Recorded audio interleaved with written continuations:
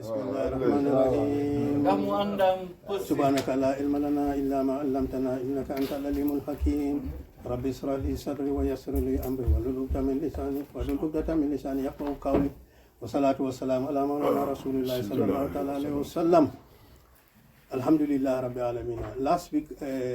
ñu ngi woon 2 weeks yi yëpp ñu ngi woon challenge dooree woon sifaatu nafsiya sifaatu salbiya si sifaat yooyu leen nekkoon explain nañ leeral nañ so last week dañ ñëwoon bugg bi si boppam naka la ko oto bi ki nga xam ne moo ko translate moom naka la ko waxee soo demoon nañ ba def nañ at least ñetti sifaatu salbiya te dañoo continuer yeneen ñetta yi nga xam ne dinañ jeexal sifaatu salbiya incha allah su ñaari amee fekkee ñu dem si sifaatul maana mooy yeneen 7 sifaat lañ so incha allah tey fi ñoo dooree si sifaatu salbiya yi mooy ay muxaalafatu taala lil hawadis mooy yàlla subhanahu wa taala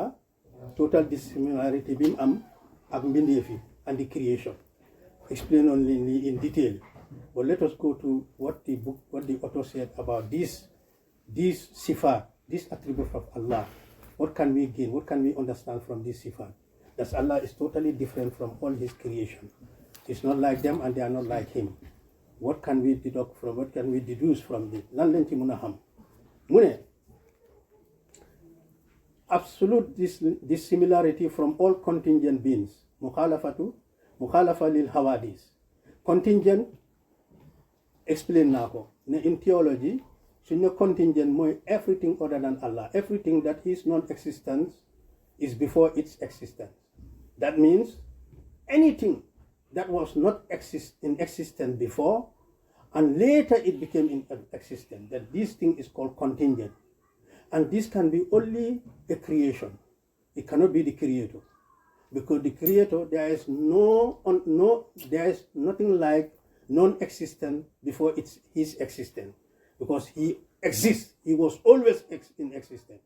He had neither beginning. His existence don't have a beginning. So every contingent, lépp loo xam ne ñu ne contingent la mooy mbindeef la mbindeef foo ko gis ne la am na jamono joo xam ne amutoon gannaaw la am kon loolu dinañ si déggee ne moom amam dafa am sabab ndig amalul boppam parce que mbindeef su doon amal boppam di kon du xaar ba léeta mu amal boppam di kon tàmbale di kon moom tàmbale gi la doon amee waaye moom dafa depend ci lu ko amal moo tax moom mënut a amal boppam moom il faut mu xaar time ki ko war a amal nag kooku laa soob jamono bi mu ko bëgg a amalee mu amal ko kon di nga gis ne kon contingent mooy loolu so moo tax mu ne la yàlla sifaat bi al muxaalafat lil hawadis lim laa woon mooy ne la allahu subhanahu wa taala is totally different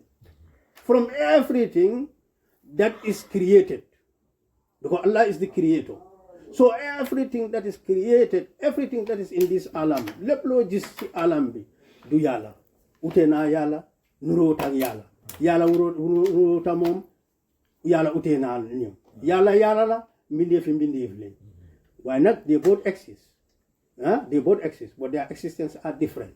di mbindeef yi ñoom seen bos dafa am fu mu tàmbalee yàlla bos amul fu mu tàmbalee mbindeef yi ñoom seen existence is not independent of their own. ñoom nekkul ne ñoom ñoo exist on their own while their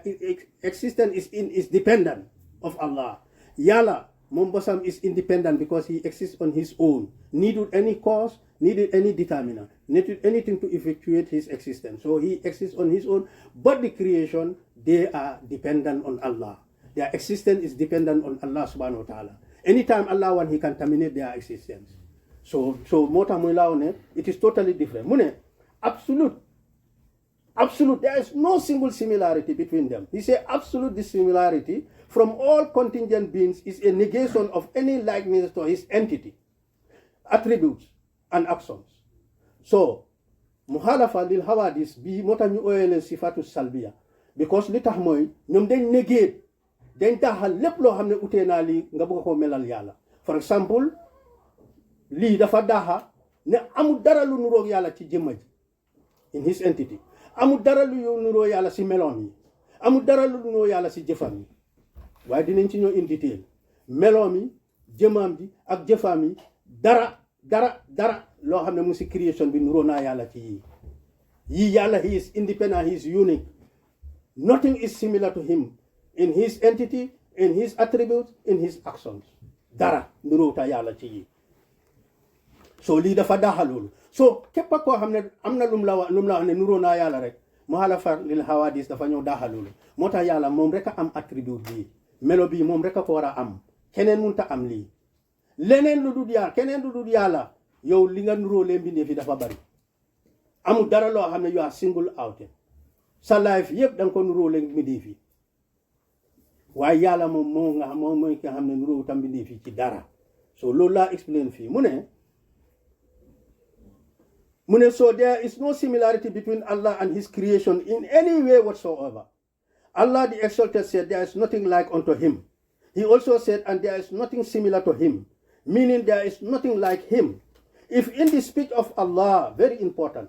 position B, if in the speech of Allah or his messenger sallallahu alaihi wasallam you find that which alludes to resemblance, do not believe in its outward indication, for the scholars have unanimously concurred that such texts are to be interpreted, which means that their outward meanings are not used. So, fii li oto bi di explain fii mu ne Yàlla ndege moom nuroo tam bindee famille te moom si boppam wax na ko laysa kamislihi shay'un wa samiul basir. There's nothing similar to him, and he is the most certainly he hears and he sees. Wa lam yakul lahu kufuwan ahad. There's nothing like unto him. So there's no similarity between Allah and his creatures. But in the Quran, you will find some ayats of the Quran that if you interpret them directly, there will be a similarity with Allah and his creation. There will be a similarity. Because Allah talked about his eyes in the Quran. He talked about his hands in the Quran. He talked about his sin on the Quran. And all these things, his creatures, they have it. We have eyes. We have sins. Yamin dars.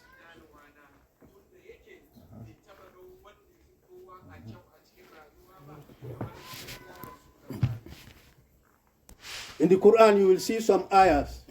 There are these ayahs, if you interpret them directly, you will say Allah have hands. You will say Allah have ears. But these ayahs, this is what the author is telling you. He's telling you that these ayahs never interpret them directly. But that's why the ulamas, they make a tawil from these ayahs. So there are 3 ways of dealing with these ayahs. 3 ways.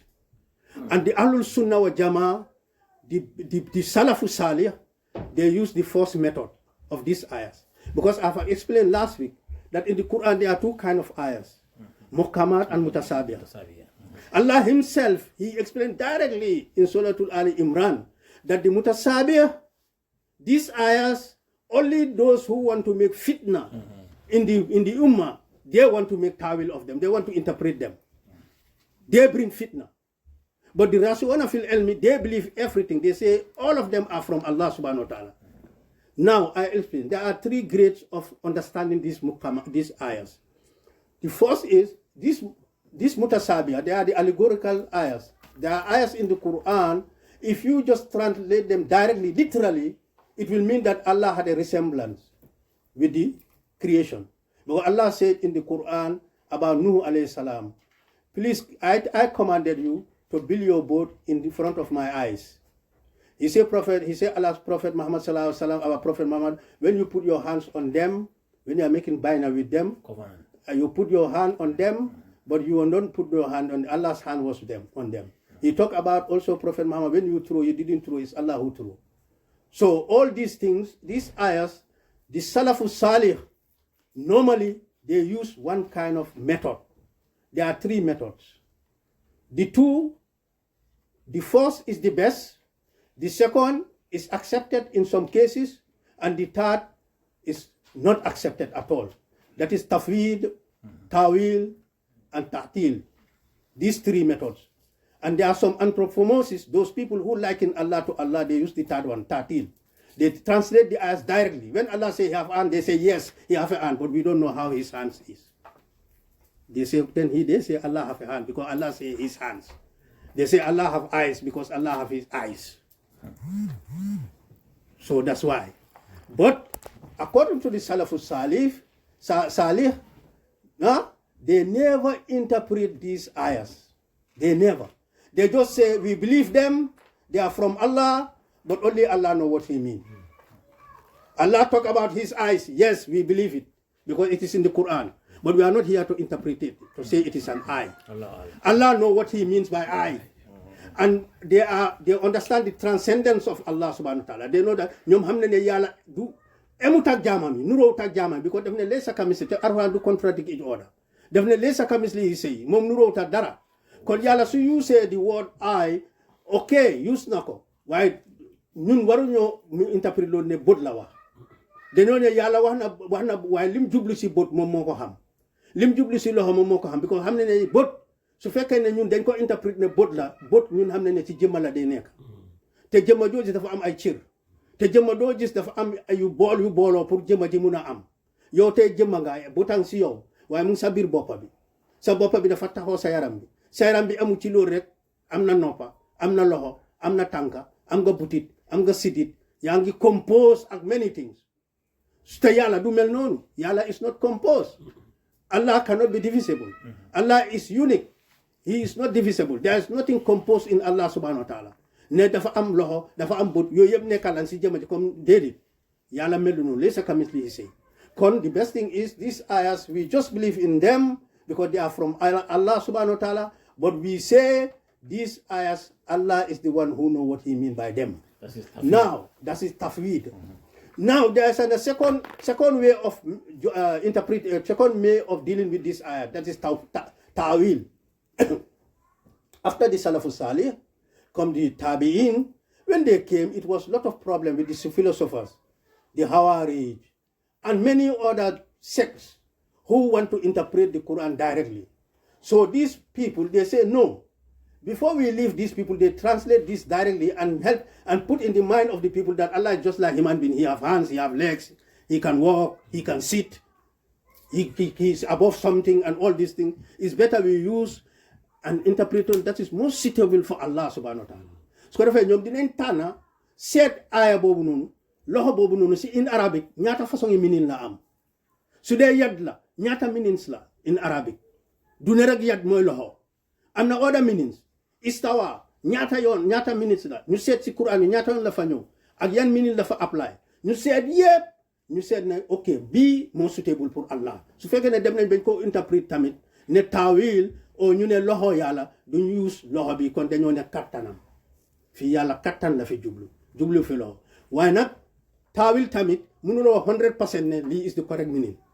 képp ku taawil ay alquran ba pare ne bii is the correct meaning kon yow you are deviated. You should say to my understanding this is because this is lii moo sut yàlla ci aaya bi beneen bi nag mooy taatil mooy ki nga xam ne moom daf ko read direct interpret ko directly yàlla ne loxo bi mu ne waa loxo yàlla yi ba pare sax dina si dem soo faa bëgg a explain am ñu ne yàlla dafa egg di wàcca di bu ko explain naka la yàlla di wàccee yàlla toog na ñu bëgg a explain naka la toogee loolu taatil la loolu is anthropomorphism loolu mooy da nga boole yàlla ak mbindeefam yi so laysa kamithlihi shay moom daf laa woon moom yàlla muhalafatu hawadis lil hawadis daf laa woon ne kon yàlla is not similar to any of these creatures. Never think that Allah is similar to them. Although you will come to the Quran or the hadith of the Prophet sallallahu alaihi wasallam, Rasulullah sallallahu alaihi wasallam mentioning Allah and giving some attributes of Allah, that one we should also refer it to Prophet Muhammad sallallahu alaihi wasallam. We will believe it because it is written, it is authentic, it is from Rasulullah sallallahu alaihi wasallam. We will believe it. But the meaning, we leave it to Rasulullah sallallahu alaihi wasallam. Because that doesn't add anything for us in our deen or reduce anything. But we will believe the ayah or the hadith, but the interpretation of the hadith or the ayah, we will leave it to Allah and His Messenger. Because Allah Himself, He said, Mu'tasabiya muhkamat. Some are allegorical, they are not easy to interpret, but some are very clear. Kul wallahu ahad. There will be no dispute. Tell them Muhammad, Allah is one. Everybody, every layman will know this. Allah, huwa khalaqa samawati wal arda. Allah created the heavens and the earth. Where will we have dispute in this? Yàlla moo bind asamaan ak suuf. Lii moom leer na. waaye yu demee ci nii nga xam ne yow soo ko bëggee interpret daf koo nuróolee jaamam yow tegee ko boor yooyu li xew mooy d'accord ran ne yàlla ko wax moo ko waaye lim jublu ci loxo moom moo ko xam waaye ñun xam nañ ne du am loxo yi xam nañ ne yàlla du jëmma joo xam ne dafa am ay parts yàlla melul noonu kon yii moo tax muy laa woon ne kon su fekkee ne yow daj nga si alquran mbaa nga daj si hadis anything loo xam ne yow soo ko interpret directly or literally dafa nuróole yàlla ak jëm ak jaamami fi nga wekk bàyyil noonu d'accordal ne aaya bi digga la because alquran loo ci weddi nga yàlla weddi nga diine you are out of the deen you accept it but you don't translate it you don't interpret it you leave the meaning to Allah you just believe the ayah yes yàlla de lii la jub yàlla de ne loxo waaye yàlla xam lim jublu si loxo yàlla ne ay botam waaye moo xam lim jublu si bot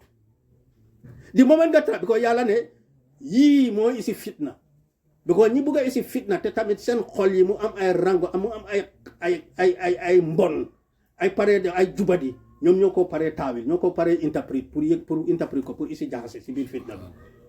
yàlla loola mu ne soo ba pare mu teg ci na ne rasi ona fil oma ñi nga am ne they are deep in knowledge xam nañ yàlla digga sori nañ ci maarifa ñoom dañ ne lépp ci yàlla la jógee li ci yàlla jublu nag yàllaa ko xam li tax yàlla waxuñu ko mu leer parce que lii wàññiwu dara si ñun suñ diine yàlla leen bugga mu leer si ñun yëpp leeralal nañu ko pour suñ diine am na yeneen yoo xam ne ba si boppam la yii mu xamal ñu ko yii mu nëbba ko yii mu bañ koo xam yii mu am ñu ko xamal yii mu am ñu ko dul xamal yàlla moom mooy def li ko soob kenn du ko laaj lan ngaa def so kon anything nga gis similarity to Allah subhanahu wa ta'ala just return it to Allah subhanahu wa ta'ala don't try to interpret it loolu la min fii mu ne whatever appears to your mind for example mu ne Allah subhanahu wa ta'ala his entity is not from the genus of light darkness accident or substance yàlla du leer jëmi yàlla bi du ci leer la jógee du ci lëndëm la jógee jëmi yàlla bi du accident ahraad in arabic ñu ne ahraad accident explain naa leen fi lan ay accident in theology am na lu ñoo ay accident in normal English am na lu ñoo ay accident in normal English mooy lu crash anything crash a car crash with a car or anything or a fall down or something that's an accident or anything that happened to somebody we say it's an accident also but in theology so in the accident that means ahraad lañ leen di ooyee mooy ne there are certain things that in creation they cannot exist on their own they must exist through a substance mooy dafa am yoo xam ne ci existence bi ñoom mënuñoo nekk ñoom rek ñoom mënuñoo am ñoom rek ñoom dañ soxla jëma pour ñu mun a exist for example Ibrahima yow sa kawar gi mënut a exist on its own dafa nit jëma mooy sa boppa bi jëma ji pour kawar exist fa mus ngaa gis kawar taw exist on its own kawar du mun a exist on its own sa bot yi duñ mun a exist on their own dañ need jëma sa noppay noonu yëpp sa butit yi sa yooyu yëpp sa kola bii du exist on its own il faut mu need a jëma fu moo exister so yii ñooy aaraat so moo tax kon yàlla du exist du aaraat du loo xam ne dafa nit jëma pour exist yàlla don't need this yàlla du leer du ci leer la jógee yàlla du ci lëndëm la jógee waaye tamit yàlla jógeew ci benn jëmma du substance parce que jëmma joo gis mun naa nekk ak kenn du nekk leena nekk noonu laa fi loolu jëmma joo gis dafa am yu bari yu ko boole pour mu nekk ak jëmma jamat yow lii jëmma la yow mii jëmma nga nii waaye du yow lii dafa am yu bari yu jaxasoo ci yow pour sa jëmma ji mat bët yi de ñëw noppay ñëw bakkan yi ñëw loxo yi ñëw tànka yi ñëw butit yi ñëw xol bi ñëw sidit yi ñëw ruux bi ñëw kawar yi ñëw kola bi ñëw yépp de jaxasoo nga soog a mat moo tax yàlla du mun a nekk jëmma du mun a nekk substance parce que moom he is not composed and any other substance is composed Allah is not a substance so first li nga mun a understand mooy yàlla is not a light it's not from a light a genus of light like he is light and from light no he is not it's totally different from all this he created all these things Allah is not an accident du aaraad Allah is not a substance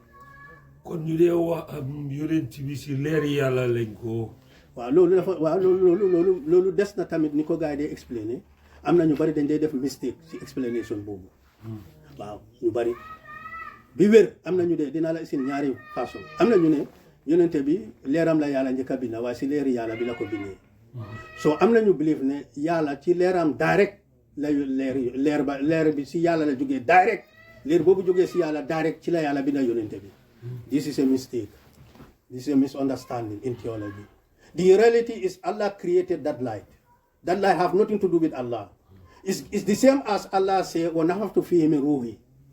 yàlla ne mu ngi jël moom ruuxam la def si aadama bi mu paree xanaa kon ruux ci yàlla la jóge di seem la wax rek wa nafaxtu fii min ruuhi waaw bi ma paree aadama ba pare wa nafaxtu fii min ruuhi ba ma jël suma ruux dugal ko ci moom waaw ruux xanaa ruux bi ci yàlla la dene ruux is a creation of Allah waaw yàlla ne suma ruux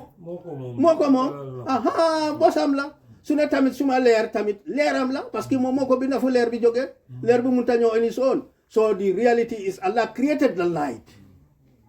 Allah created that light, and that light, from that light, He created the light of Nuru Muhammadiyah. Yes, this we can understand this, but not direct, because Allah is neither a light, because He created light, and anything that Allah created, Allah is different from that.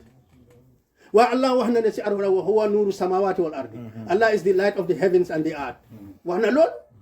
He is the light of the heavens and the earth. So su fekkee ne moom mooy the light of the heavens and the earth, what do we understand from that? He made the heavens and the earth to be created. And everything in the heavens and the earth belongs to Him. But that doesn't mean that the heavens and their light is Allah's light. No. Do loolu de. Dañ need di explain mbir yi mu gën a leer. cër yi tam fa lañ koo delloo. Fa lañ koo delloo. Bot yee loxo yëpp fa lañ koo delloo. Ne moom moo leen créé waaw moom lim ci jublu moom moo xam léegi am na yoo xam ne daf ko wax moom moo am lim ci jublu. So ñun yi nga xam ne du akida du ne forcé la dañ ko war a xam dañ ko war a gëm waruñ ñoo jox problème soo mu ne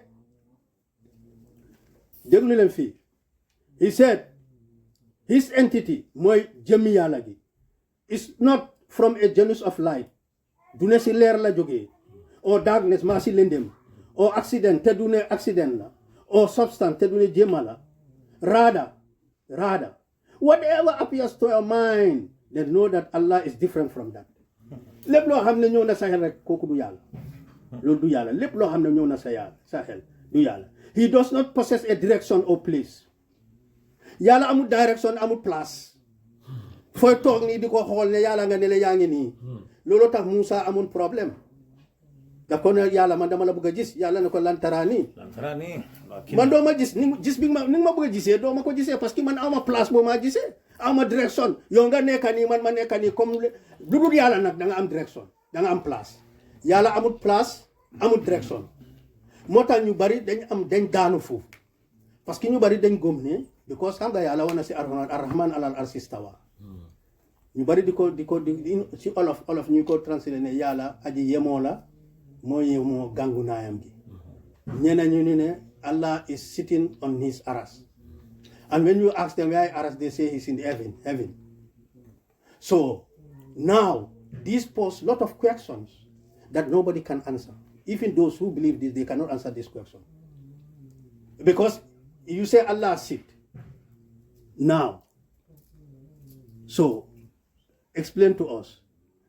He sit on his aras. Yes, you say he sit. So now if you sit on a chair, there are two things that are possibilities. Either you are bigger than the chair or the chair is bigger than you. Or you are stronger than the chair or the chair is stronger than you. So now you will bring a comparison with the one who sit and on what he sits. There will be a comparison. Allah, you cannot compare him with anything. So you are bringing comparison. And secondly, you will bring a direction. Anybody who sits in anything, you will have a direction. And then the 6 directions will encompass you. Parce que so toge ci dara amna lula team. Mënunoo fexe ba asamaan bi du la tiim waaye mënunoo fexe ba suuf si du nekk sa ron mënunoo fekke ba left du nekk ne la right du nekk ne la gannaaw du nekk ne front du nekk. Allah don't have directions, and he say there is no direction for Allah. He don't have a place, he don't have a direction. So loolu dafa daxa loolu idéologie boobu su yàlla waxee loolu yes yàlla ko waaye lim ci jublu moom moo ko xam. Waaye nag number 2 li ci gën a most important most certainly Allah says wa huwa rabbul arsil azim. لقد جاءكم رسول من أنفسكم عزيز عليه ما أنتم حريص عليكم بالمؤمنين رؤوف رحيم فإن تولوا فقل حسبي الله لا إله إلا هو وهو رب الأرض العظيم moom mooy borom ars bi mag waaw yàlla nag mooy borom ars moom ars lu moo doy ars te Allah wax si beneen aaya si alxuraan wa ganiyyun alal alamin moom ku doylu la ci mboolem lu mu binda fa daf ci doylu soxlu len ci la wax na ko léegi mu ne moom mooy rabbul ars kon anagu ne ars jaam la kon yàlla dafa soxla ars bay toog si moom kon soxla ko nag su ci toogee daf ko soxla di kon loolu kon du idéologie bu dëppoo ak li ñoo mën a understand li ñoo déggee yàlla danga koo xam balaa nga koo mën a jaamu yàlla moo fi nekkoon balaa ars ars mi moo wax mi ngeen wax ne fa la moo fi nekkoon asamaan sam nekka jaww jam ars nekka yàllaa ko binda yàlla fi woon soo léegi kon dafa toxu aca dafa toxu kon fam nekkoon ba dafa dem ci ars mi ne ci kaw te dafa waaw kon léegi kon moom xanaa dafa soxla feneen fu mu dem moo tax mu binda foofu dem fa yàlla du toxu Allah don't change Allah is like he was before the created being and he still like he is.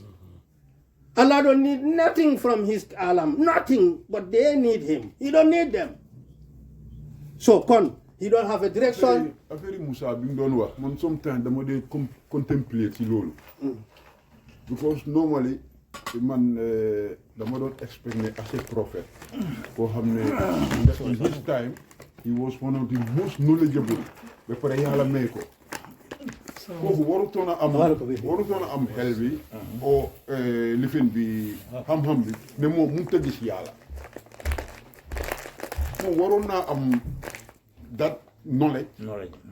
ak that vision ne yàlla def na ma prophète te balaa moo nekk prophète xëy na xamoon na yàlla moom waroon naa xam ne moom mënumaa gis yàlla léegi alan loolu bari na sax si yonent bi sax am na ay kisa yu demee noonu waaye li xew mooy yàlla su ko neexoon du ñu nettali story bu xam nga moom Moussa rek la woon su neexoon di ko isi si Alxuraan waaye daf ko isi pour jàngale la daf ñu bëgg a jàngale la xam nga daf ko wax through the prophet pour jàngale la xam nga loolu jàngale la moo tax yàlla isi si Alxuraan pour ñu xam ne yàlla kenn mënu koo gis balaa am laa xaar yow alal ñun nit ki bu jaara ko si rasulallah prophète nga xam moo leen tànna setan leen yonent yàlla Ibrahima wax na yàlla ne ko dama bëgg nga woon ma naka la ñoo dekkile te prophète la yàlla ne ko xanaa gëmuloo te kooku yonente yàlla te moo Ibrahima moo gën a màgg Moussa ci yàlla moom xalilu la lu tax muy ko laaj loolu Alxuraan a mel noonu waaw mu ne ko man dama won ma naka la ñoo dekkile mu ngo pour mu ne yone yàlla ne ko xanaa gëmuloo Ibrahima mu ne ko déedéet dama bugga pour suma xol bi gën a dëgër waaw loolu pour jàngal ñu la rek ñun xam nga pour jàngal ñu la story hisa yooyu nga gis noonu yëpp they are to help us because otherwise we will have the conception dinañ am conception ne mun nañoo conceptualize yàlla ñun nit ñi parce que nit dafa curious di nga bëgg a di xalaat pour xam yàlla pour am melo yàlla gi ak naka la mel fu mu ne ak naka la nekkee ak yooyu yëpp balaa yooyu nag yàlla isil la final révélation pour wala déedéet bul fa egga lantaraan yi kenn du ko gis su ko defee suñu riidee aaya bi it fucking to us directly bul try sax pour imiter bul try sax because ki la jiitu woon ki gënoon a màgga amoon ka xam ne ñaata yoon la wax yàlla wax na ko ne ko doo ma gis it's just we just learn from it. Musa can even know, but it's for Allah bring this revelation for us to learn, to know what happened before, so that many things we don't even ask them because we have already seen somebody had asked about it before us, thousands of years before us. So and the response was given. So jàngale la rek doo sin mina gisuloo Musa waxaroo Musa saika falamma tajja rabbahu lil jabali bi yàlla defee tajali he manifest on the mountain and the mountain was crumbled to dust and Musa fainted and when he resuscitated from the faint he said awalu I forgive me Allah, I'm on the first who believe. Didn't he believe before? But now he said I'm among the first who believe. Now this is hakul yakin. This is really hakul yakin. This Musa now, that's why nobody can deter him from Allah now, because he have 100% certainty that he exists. No vacant. He's over the makam. Hakul yakin. That's why now he is prepared to go to Pharaoh, because now he can even move mountains. Inga yalla bes bu ndeme be nek fang sant kanam alan mun nga ne di het li yob ko gannax le ko dem tok hakul yakin makama bu moy lepp la julli di ut Musa fa la tollu hakul yakin ana Useyru ana keneen ki nga xamne ci bani Israël won ñew ci dëkk bo xamne yépp dafa tas gisatul dara ak dëkk bobu ni meloon moom mu géej fa ay 100 years bam fa ñëwee mu ne waaw luy xew nii man dëkk bee mel nii fi ma nekkoon xam fi waaye ndax lii am na keneen koo xam ne mun na koo isiwaat dekkilaat dëkk bi melaat ni meloon yàlla rey ko 100 years ba mu dekkee waaw moom it synagogue yii yëpp yàlla daf ñu koo woon pour woon ñu ne lépp lu doom aadama di xelaat in the future is already written in the Quran yaa xamul Quran rek waaye Quran ansana la anything looy xelaat in the future about Allah it is solved but maybe you don't know it or amuloo ku la ko mun a ko dékkootal pour nga understand comme yow tey sa xelaat bi xam nga tey lii am nga benn reason pour understand but you have been contemplated on it kii prophète la te rasulullah ñoom before ñoom maasum lañ bi Musa mooy yàlla before even prophet and after prophet why did he ask that he want to see it's not for him Musa saw Allah before long time he saw it he know who Allah is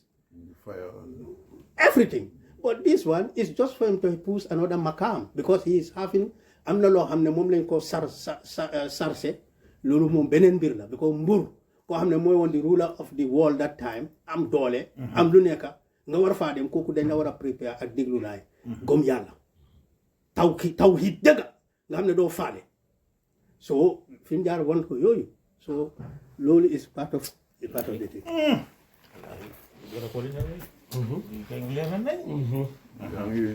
yaa ngi dugg na aya saay bi nag waxat jàppu rasul waa baax na nag saar bu baax la so he said look Allah does not possess a direction amu direction or a place amu place nor is he affected by the passage of time yàlla jamono tënku ko jamono kim tënka mooy ñun amoon na jamono juñ amut am jamono juñ am jamono juñ dul am yàlla yii yëpp tënkut yàlla naka jekka moom dafa mus di nekk dara tënku ko his attributes are pre-eternal and endless meloom yi amuñ fuñ tàmbale te amuñ fuñ em melo yàlla yi ñun suñ melo yi yëpp am na fuñ tàmbale te am na fuñ em Ibrahima su la yàlla mayee fan 100 soo fa eggee soo gisee yàlla la dimbale soo xoolee mun na la riit nii yàlla la dimbale bu di taagu nañ la loxo yi pour jàppa bu óor sax taagu na la tànka yi pour jox doog taagu na la sa melo yi benn ñu ngee dem yàlla nag melo mi amul fuñ tàmbal amul fuñ em moom noonu la moom borom bi subhanahu wa taala ak a jara xam mu ne his attributes are absolutely here and because he is the creator his attributes are absolutely dissimilar to those of the creation. The servants have no independent efficacy whatsoever in their actions. Rather, their actions subsist within them by their acquisition thereof. Kas lii tamit jar naa leeral mu ne the servants they have no efficacy in their actions mooy ne ñun suñu actions yi du ñun ñoo ko create lii mu ngi tegu nii léegi man lii action la lu ma def ni dama ko ekkati lii su ma nameef la parce que yàlla daf ma jox free will su ma neexoon ma bakko su ma xamoon ma ekkati ko waaye nag kattan gi yàllaa ko def ci man pour ma ekkati ko parce que am na koo xam ne su ma ko tegaloon kaas ni du ko mun a ekkati li koy mu ngi paralyse am kattani ekkati ko kon kattan gi yàlla la moo create that he create that and the actions you are taking the action but the kasam that is the free will that you have that Allah give you free will bi mu la jox ak kattan gi mu la jox pour nga mun a enu lii yàlla si loolu la laa toggee jaam yi si loolu laa attee jaam yi waaye the actions themselves is Allah who create them tey Allah daf doon ñëw si jàkka ji bi mu demee ba dugga si bunta bi mu fekka baag bu taxaw baag bu nekk si bunti jàkka ji Allah ne baag bi dafa ma xaram mu ubbi gis ay euro ba baag bi fees ay yëpp 1000 notes waaw léegi Alan am na fi mu nekk nii free will bu ko yàlla jox ak kattan gu ko yàlla jox pour benn mu bàyyi fa baag ba dem ñaar mbaa mu enu ko dem ñetta mbaa mu jéem a ut ki ko moom bu ci yàlla def nag yàlla moo create those actions moo ko create but the free will and kattan yàlla moom alal la ko jox soo léegi yàlla alal su ko yóbboo yàlla loolu la koo caaj bu ko joxoon na ko free will bul mu bàyyi affaire gi mu tegu jox na ko options so lii lañ war a understand the actions of man is not his own creation but the free will and the act of doing is what that Allah give him ci nit kala yàlla loolu la laa toggee ba di kattan bi jigéen xale bu ndaw wet nga moom si biir néeg wetoo nga moom si biir néeg te lu la nee def ko léegi soo njaalooyee moom rek yow sabab bi yow la yow yaa def lifin bi yaa am nga free will bi waaye yàlla nag moom moo la créétal loolu pour nga mun koo def fu leer because theology because di nga mbiri yàlla ñu bari ci nga yàlla balaa ngaa toog di dalifen di nga lii moo gën a important julli ak or yàlla ne balaa ngaa julli xam ko nañ ko xam ba pare ràññee ko ci mbir yi xam nga ràññee ko because yàlla soo ko ràññeewul rek yu bari dañ dee am problème soo kon di nga gis ne kon yàlla li moo togg jaami mooy daf la jox free will jox la xel ba pare joxale la kattan teg ci will to do or to reject and power to do or also the mind to know whether it is good or bad yàlla jox na la ñetta ñi yëpp léegi nag to do the thing that power that you need to do it Allah give you that power Allah create that power he create that possibility for you so Allah is just so now if you refrain soo bàyyee am xéewal soo defee lu bon mu caaj la yow la yëpp ci yow la bi ko forcé wut kenn nga ñaalo forcé wut kenn nga enu baag bi yóbbu ko waaye lii di very important te topic bi nga ban rôle la si seytaane am comme nit ki su defee lu bon nii ban rôle la si seytaane am mooy ne seytaane is your influencer it influence you always seytaane moom musu ta bugga nga def lu baax free will boobu nga am waaye free will boobu noonu nga am ci la seytaane di jaare pour manipuler la léegi nag des na da nga xam kanay seytaane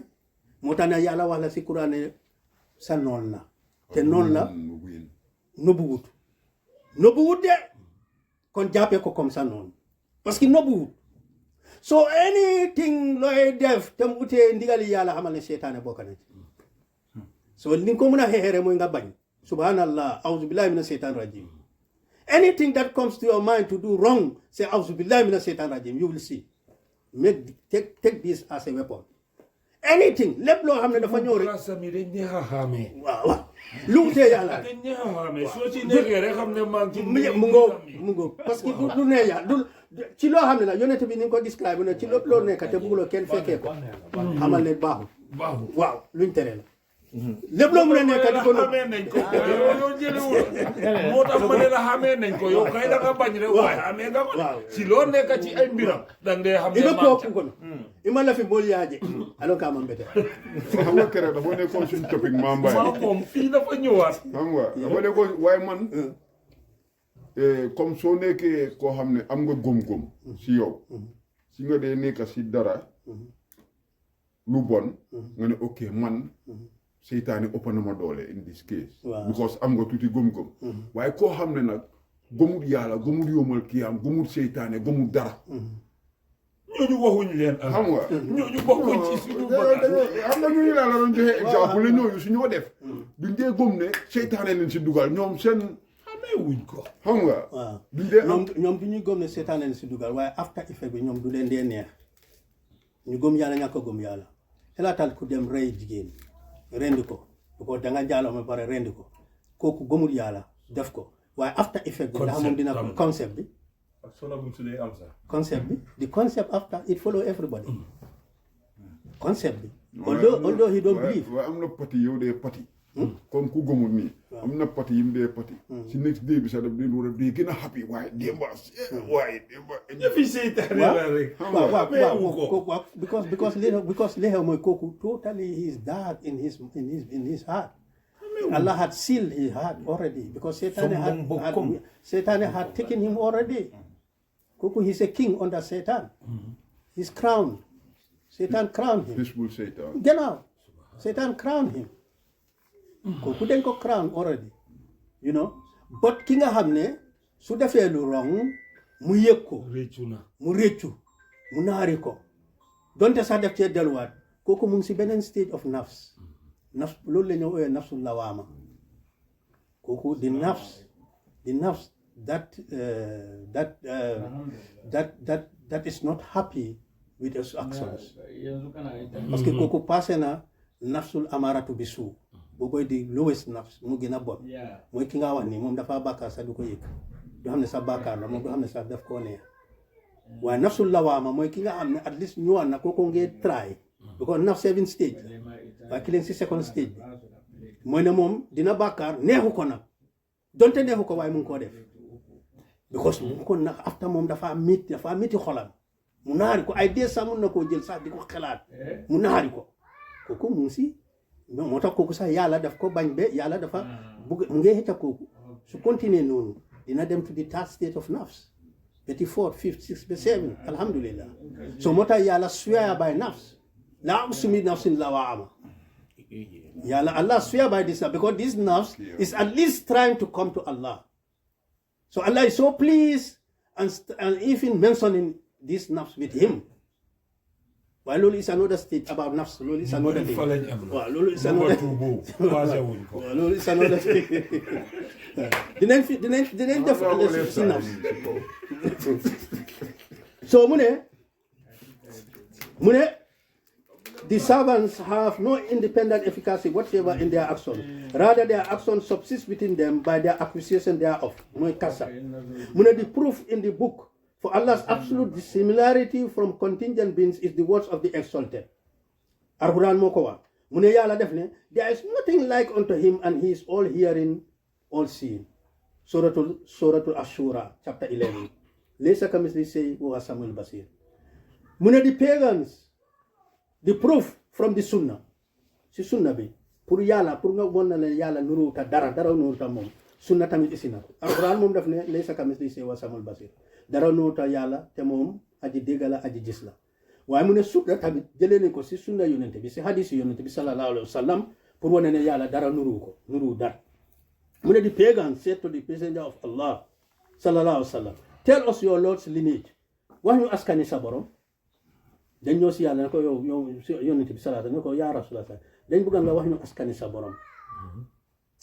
so Allah reveal si lu boobu la yàlla wàcce say he is Allah the one Allah the self-sufficient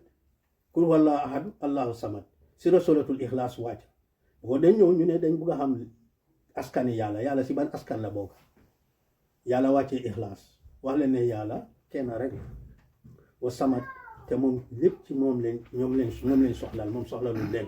moom yàlla so mu ne the self-sufficient Allah as-Samad is the one who neither begets nor is begotten for there is nothing that is born save that it shall also die so yàlla juruñ ko parce que lépp loo xam ne jur nañ ko rek dina dee so moo tax yàlla kon kenn juru ko moom jurul amul askan mu ne and there is nothing that shall die save something will inherit from it afterwards te amul dara luy dee te amuloo ñu la doona ku ci dee rek am na ñu laa doona te yàlla kenn du ko doona nit moom du dee mu ne but Allah the supreme and majestic neither dies nor leaves inheritance mu ne and there is no like him he has nothing similar or equal to him and nothing is like him mu ne Li hadith B. This was narrated by At-Tirmidhi in his Jami as-Sahih from Ubay bin Ka'b. It was also narrated by Al-Hakim in his Mustadrak from Ubay as well. The addition to this, it is obligatory to negate the belief in oneness of being, wahdatul wujud. This will possess that there is no being other than Allah, and that all we see and witness are nothing more than relative things of known being or emanations that are established in Allah's entity. This view states that there is no real existence for created beings and that they are established within the existence of Allah as relative frames of references or manifestations, masahir or images. Some of them even went so far as to say that they are limits, hudud or links, quyud. All of this is in opposition to the way of Ahlul Sunnah On the contrary, it is obligated to affirm the existence of the universe after it was previously non-existent. That its existence is other than Allah's existence, and that the continuation of the universe existence is conditioned upon Allah's continual action and creation of it. If Allah's continual creation of the universe ceased, universe itself would cease. So dina am fi mahim at luwal ba after ñu continue ci benen bi mom jeexna ñu demaat ci benen attribute